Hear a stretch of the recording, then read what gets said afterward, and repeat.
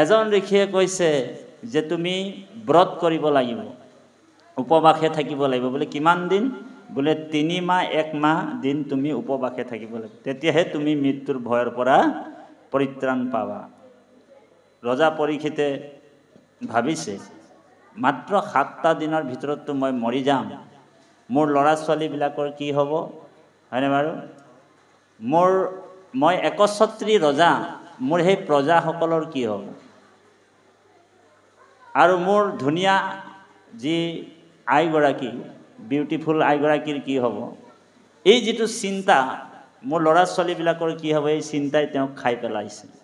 কাৰণ 7 দিনৰ ভিতৰত যদি মই মৰি যাম বুলি যদি কোনোবা আমাৰ যতীন চুতীয়া বাপুকে যদি অভিশাপ দি দিয়ে যে বাপ আপুনি 7টা দিনৰ ভিতৰত মৰিব বুলি যদি কোনোবা কৈ দিয়ে, তেতিয়া চিধাই গৈ কিনি আইগৰাকীক ক'ব, বাপে যে হৰি শুনিছানে, মইতো 7টা দিনৰ ভিতৰত মৰি যাম, পাৰিলে এটা কাম কৰা, যদি গঁৰালত যদি ডাঙৰ কুকুৰা এটা আছে, মাৰ কাট কৰি কিনি জোলটো অকণমান মোক খুৱাই দে অ হৰি, কাৰণ 7টা দিনৰ ভিতৰতো যাব লাগিব, হয়নে বাৰু?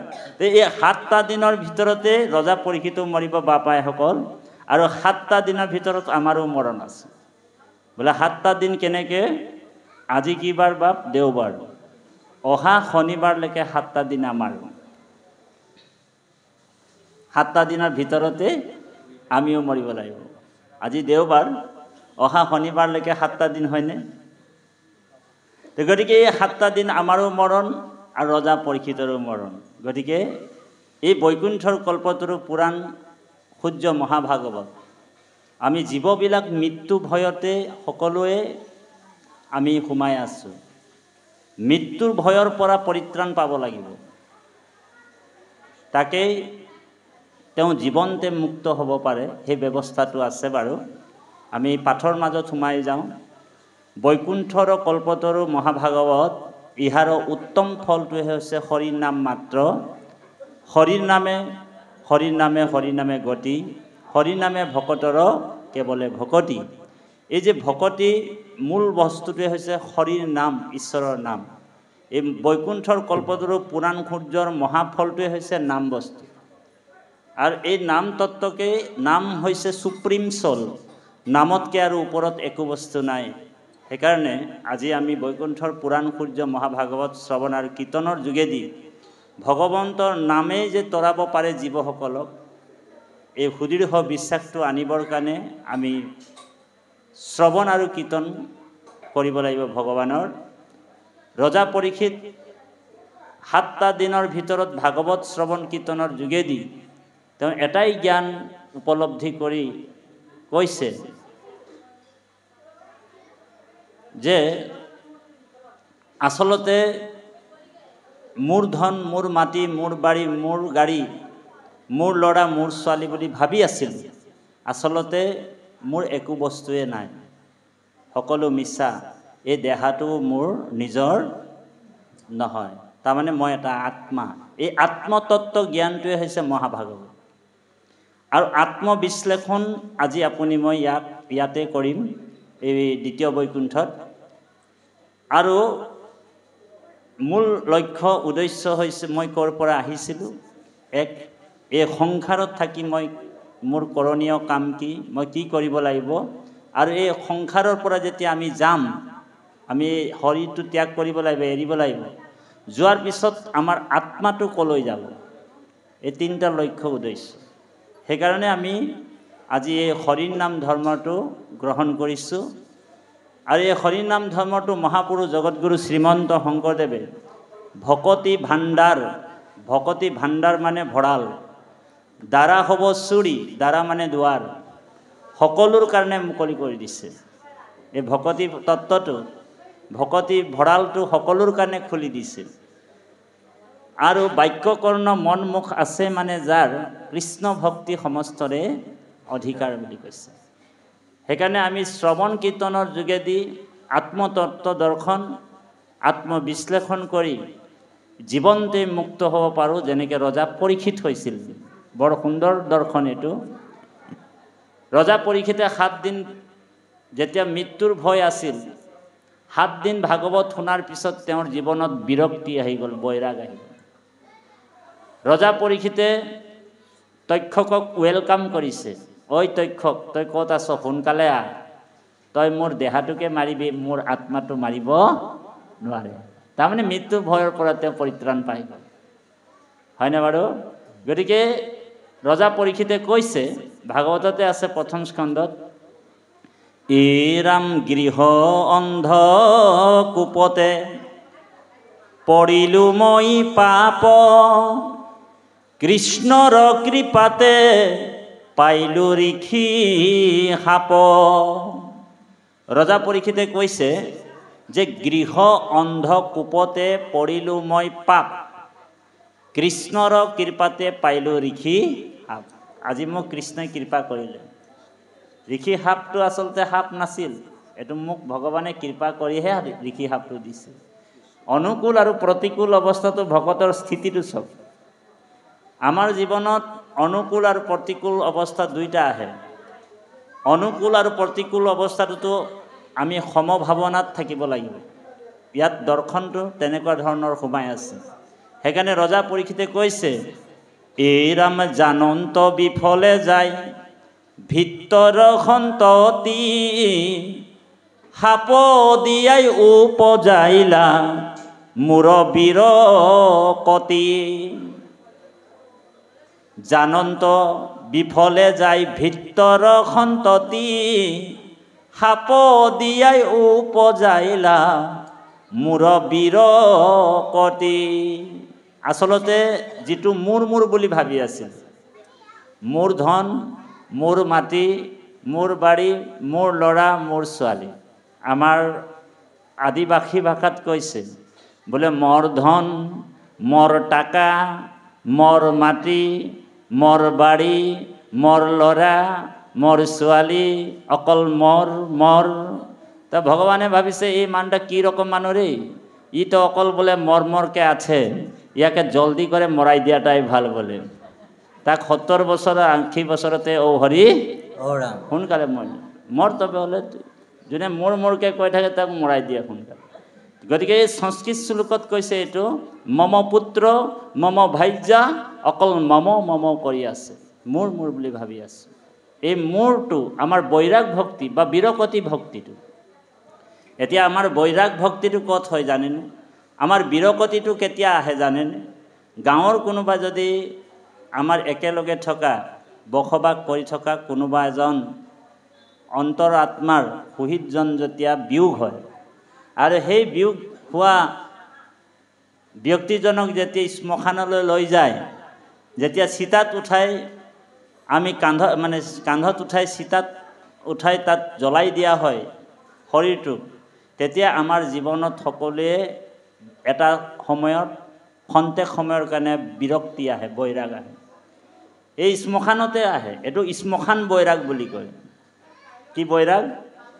শ্মশান বৈৰাগ। তাত আমি সকলোৱে কওঁ আমিও এদিন মৰিব লাগিব, এনেকৈ আমি এদিন জ্বলিব লাগিব। জীৱনটো অসাৰ জানানে?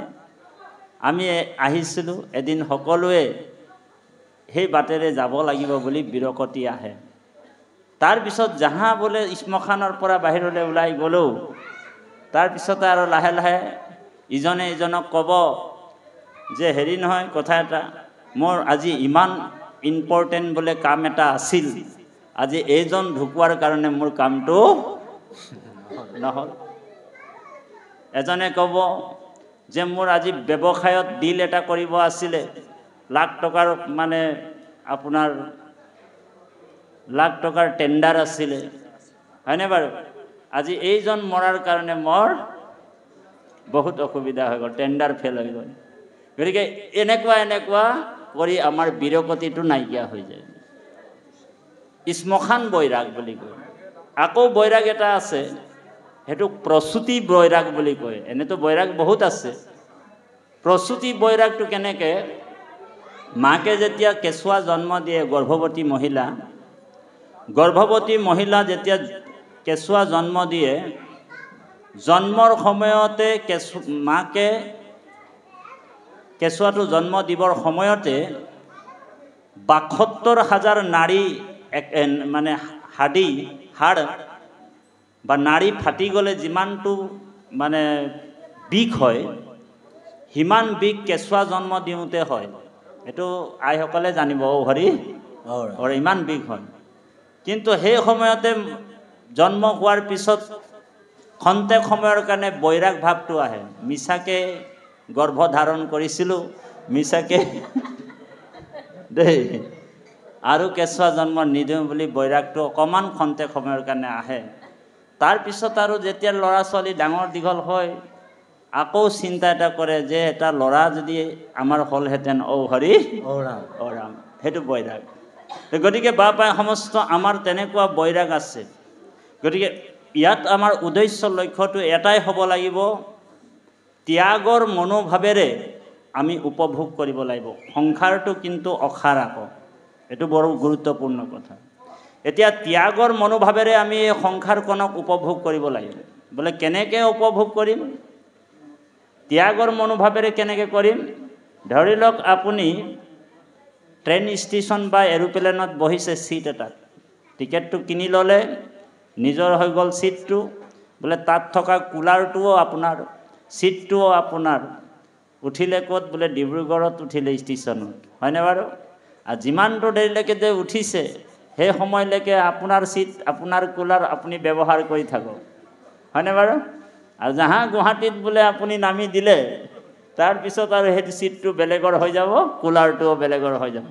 ঠিক ত্যাগৰ মনোভাৱেৰে আমি এই সংসাৰৰ যিমান বস্তুবিলাক উপভোগ কৰি থাকিব লাগিব।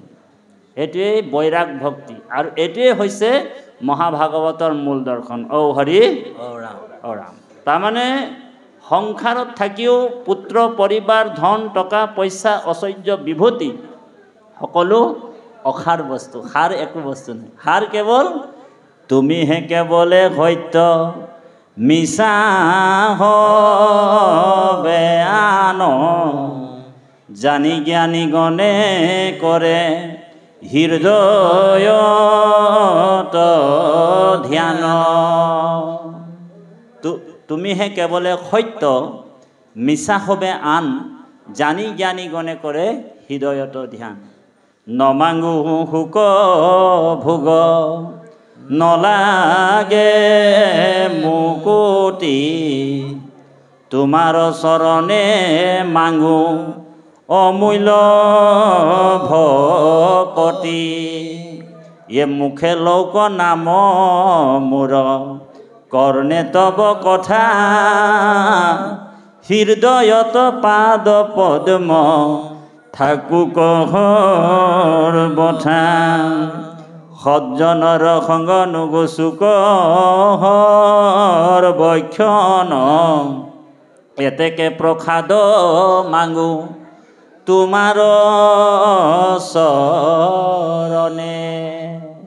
এতেকে প্ৰসাদ মাঙো তোমাৰ